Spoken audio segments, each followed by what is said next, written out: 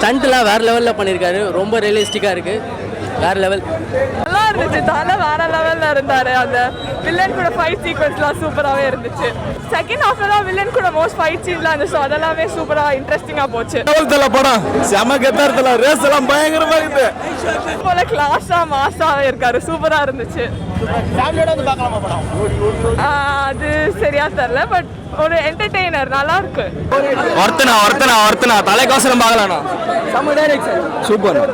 பேரண்ட்ஸை ரெஸ்பெக்ட் பண்ண அதை சொல்லியிருக்காங்க. சூப்பராக சொல்லியிருக்காங்க. நல்லா மாஸ்டர் நல்லா வர மாதிரி அடுத்த ஷோ தான் போகணும். மாசா இருக்கு படம். சூப்பராக இருக்கு. ஒரு நல்ல சோஷியல் மெசேஜாக இருக்குது. வேறு லெவல் தலை.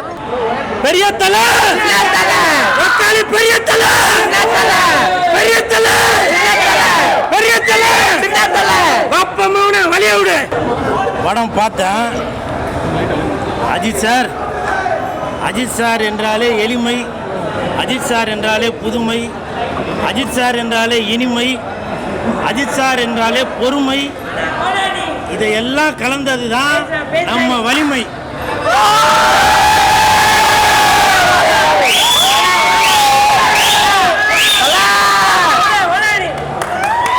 அஜித் சார் அப்படின்னால அருமை என்பது தெரியும். அதை விட வக்காளி ஆண்மை.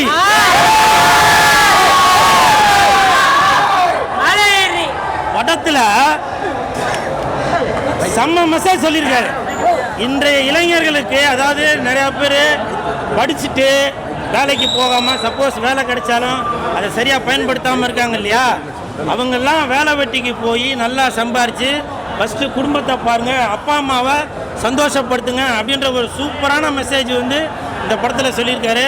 அதாவது விவேகானந்தர் சொல்லியிருப்பாங்க, 100 இளைஞர்களை கொடுத்தால் இந்தியா வல்லரசை ஆக்கி காட்டுறேன் அப்படின்னு. ஸோ அந்த மாதிரி ஒரு நல்ல மெசேஜ் தான் கொடுத்துருக்காரு.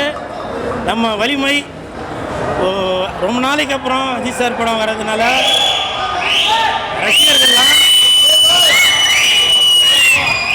ரசிகர்கள் எல்லாம் அவ்வளோ சந்தோஷத்தில் இருக்காங்க.